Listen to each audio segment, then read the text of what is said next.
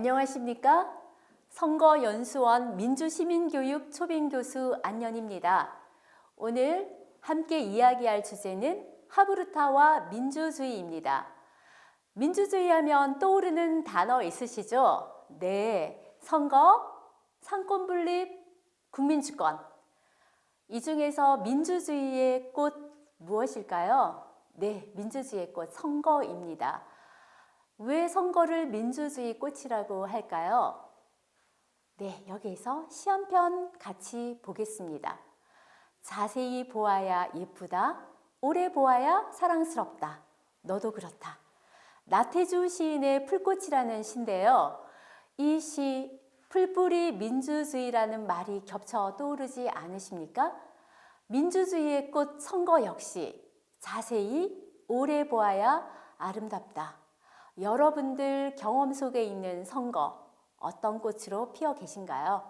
네, 그럼 하브루타 이야기 한번 해보도록 하겠습니다. 하브루타는 유대인 전통 교육법인데요. 짝을 지어 질문하고 대화하고 토론하고 논쟁하는 것입니다. 유대인과 우리나라 학생들의 공부법 한번 비교해 볼까요? 우리나라 학생들의 공부하는 가장 큰 이유, 시험이죠. 시험에서의 좋은 성적, 좋은 등급. 그럼 유대인들은 어떨까요? 유대인들의 공부하는 이유는 질문하기 위해서, 질문에 답하기 위해서라고 합니다. 질문 왜요라는 말 떠오르시죠? 왜요라는 말이 여러분들에게는 어떤 느낌으로 다가오시나요? 질문이라고 하면 어린아이들의 전율을, 호기심을 해결할 수 있는 말, 또는 어른들에 대한 반항, 수업이나 일의 진도를 방해하는 불편한 말, 이런 말들 안에는 다소 부정적인 느낌이 강하게 묻어나는데요. 여기에서 홍길동전 생각나시죠?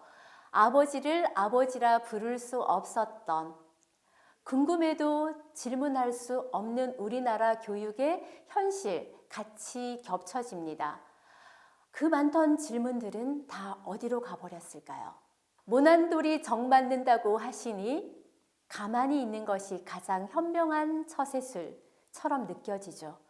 질문하지 않는 교실, 질문하지 않는 아이들, 질문하지 않는 사회. 네, 질문 이야기를 하면서 분위기가 다소 좀 무거워졌는데요. 그럼 질문을 하면 뭐가 좋을까요? 답이 나오죠. 질문을 받은 사람이 또는 질문한 사람 스스로가 거기에 대한 답을 찾게 됩니다. 왜냐하면 질문은 생각을 자극하거든요. 질문을 하면 귀를 기울이게 되고 자세히 들여다보게 되고 마음을 열고 참여하게 되니까 저절로 그 상황이 통제가 됩니다. 겉으로 보기엔 소란해 보일 수 있지만 우리의 죽어있는, 잠들어있는 조용한 교실과는 그 소란함이 오히려 대조적으로 살아있는 느낌을 주게 되죠. 하브루타 기본 철학, 말입니다. 말은 생각 없이 할 수 없다. 말은 생각을 부른다. 생각이 생각을 부른다. 그래서 유대인들 공부에는 질문이 기본입니다. 가정에서는 안식일마다 토라를 읽고 부모와 자식이 하브루타를 하고요. 매일 밥상에서 하루의 가족들의 일과를 가지고 하브루타를 합니다. 그리고 학교나 회당에서는 탈무드를 읽고 친구와 친구 사이에 또는 랍비와 아이들이 같이 하브루타를 합니다. 질문을 찾고 풀어가는 이런 과정에서 자신이 아는 것과 모르는 것을 정확하게 알게 되고요. 친구의 질문에 답하는 과정에서 친구를 설득하는 그리고 또는 친구를 가르치는 경험을 하게 되는 것입니다. 이런 유대인들의 공부법은 0.2%의 인구로 노벨상 30%라는 기적을 만들어냅니다. 학교에 다녀온 아이들에게 우리나라 부모님들이 제일 많이 하는 말이 뭘까요? 선생님, 말씀 잘 들었니? 그럼 유대인들은 어떨까요? 마타 호세프, 다소 생소한 말이시죠? 우리말로 바꾸어 보면 오늘 선생님께 어떤 질문을 했니? 입니다. 우리 아이들 선생님 말씀 굉장히 잘 듣죠? 이런 우리 아이들 정해진 문제, 정해진 답 굉장히 익숙하게 잘합니다. 신호등 파란불이 켜지면 어떻게 하면 되죠? 건너가요. 빨간불이면 멈추어요. 그럼 이 신호등을 가지고 질문을 한번 해볼까요? 신호등 어떤 순서로 되어 있는지 바로 그리실 수 있으신가요? 네. 이전에 없던 새로운 것들이 만들어질 때는 누군가의 질문에서부터 시작합니다. 사람과 차가 모두 안전하게 도로를 이용할 수는 없을까? 라는 질문에 대한 답이 우리가 지금 보고 있는 신호등이겠죠. 그런데 우리나라의 많은 사람들, 학생들은 어떤가요? 신호등이라는 것을 알고 나면 더 이상 질문하지 않습니다. 그래서 지금 우리가 경험한 이런 일들이 벌어지는 것이죠. 분명히 알고 있는데 답하지 못하는. 네, 여러분들은 공부가 뭐라고 생각하십니까? 학습에만 길들여져 있어서 더 이상 질문하지 않는 이런 공부는 진짜 공부라고 할 수 없겠죠. 책에 있는 것을 배우고 그것이 뭔지 확실하게 알 때까지 익히고 그리고 그 안에서 나온 질문들에 대한 답을 하면서 다른 사람과 사회와 소통하게 되는 것. 한 사람의 사회인으로 직업인으로 서게 되는 것이 공부의 최종 목적지입니다.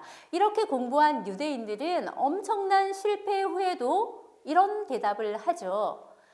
나는 실패한 게 아니라 필라멘트에 적합하지 않은 것을 찾아낸 것뿐이라네. 네, 유명한 에디슨의 말인데요. 이런 에디슨 같은 사람을 우리는 창의적인 인재라고 말합니다. 창의적 인재의 두 가지 특징. 첫 번째는 다르게 생각하기, 그리고 다른 것을 생각하기입니다. 그런 위대한 인물이 바로 우리 역사 속에 있는 조선의 4대 임금 세종입니다. 신하들과 경연을 가장 많이 한 왕으로 유명한데요. 또 신분과 직책을 가리지 않고 등용하고 소통했던 왕입니다. 이 결과 세계 최초의 추국이 백성들의 경험을 바탕으로 쓰여진 책 농사직설, 백성을 위한 바른 소리, 훈민정음, 그 외 이루 헤아릴 수 없는 많은 업적들을 남기게 되는데요. 이 세종이 가장 많이 했던 말 바로 맞다 호세프. 네, 우리말로 바꿔보면 경의 생각은 어떠시오? 입니다. 완전히 반대 불통의 시대를 대표하는 왕이 있는데요. 경연을 폐지하고 일방의 정치, 독재의 시대를 만든 왕, 두 번의 사화와 반정의 역사의 주인공인 연산군입니다. 이런 불통과 소통의 역사의 정반대의 많은 이야기들이 우리나라뿐만 아니라 세계 역사에도 많이 있습니다.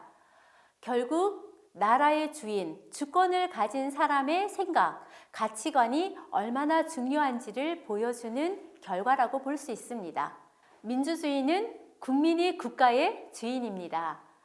국민이 자신의 생각이나 의견을 자유롭게 펼치고 서로의 의견이 다를 때 소통하고 경청하며 협력해 나가는 것이 무엇보다 가장 중요한 요소입니다. 그러나 질문하지 않았던 우리는 내 이야기를 자유롭게 펼치는 것도 다른 사람들의 이야기를 경청하는 것도 익숙하지 않습니다. 다름을 불편하게 받아들이고 외면하기도 하죠. 정치인들의 토론에서도 보면 자기 이야기를 일방적으로 하거나 다른 사람에 대한 이야기, 인신공격적인 이야기에 머무를 때도 굉장히 많습니다. 네, 하브루타 다시 한번 볼까요? 둘이 짝이 되어 질문하고 토론하고 대화하고 논쟁하는 이런 경험들은 소통을 위해 어떻게 토론해야 하는지 알게 되고요. 나와 다른 사람들의 의견을 받아들이는 것을 논쟁을 통한 여러 많은 경험을 통해서 자연스럽게 익히게 됩니다. 자연스러운 토론 문화, 질문 문화는 감정이 아닌 이성과 논리로 질문하고 답하는 사회를 만들겠죠. 이것을 바탕으로 내 주권을 행사하고 내가 행사한 주권에 끝까지 책임을 지는 진정한 민주주의를 만들어 나갈 것입니다. 다양성은 소통하지 않으면 벽이 되지만 소통하면 더 큰 울타리를 만들 수 있습니다. 이렇게 만들어진 민주주의라는 커다란 정원은 선거로 꽃피워야겠지요. 이 하브루타를 바탕으로 토론 문화가 정착된 건강한 민주주의 위에 피어나는 꽃, 우리가 참여하는 선거입니다.